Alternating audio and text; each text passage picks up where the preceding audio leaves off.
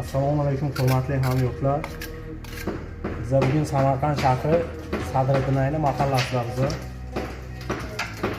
O'zbekasi Jamol akamiz niyat qilibdilar mana shunday suralarni darvozaning tepasiga chiroyli qilib qo'ydirishdi.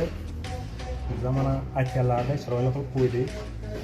O'zlaringiz ko'rib bitta baho berasizlar.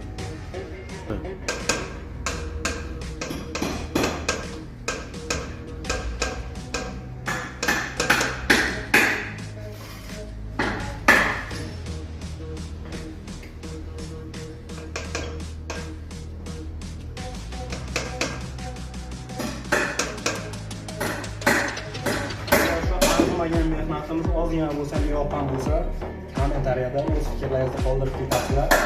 Dasturni olib qoldiramiz. Menga shunaqa xizmatlar kerak bo'lsa, bemalol aloqaga chiqaverasizlar. Meni to'g'rilayapsizlar. Xizmatlaringiz ham salomat bo'lasizlar. Xalq xizmatida biz.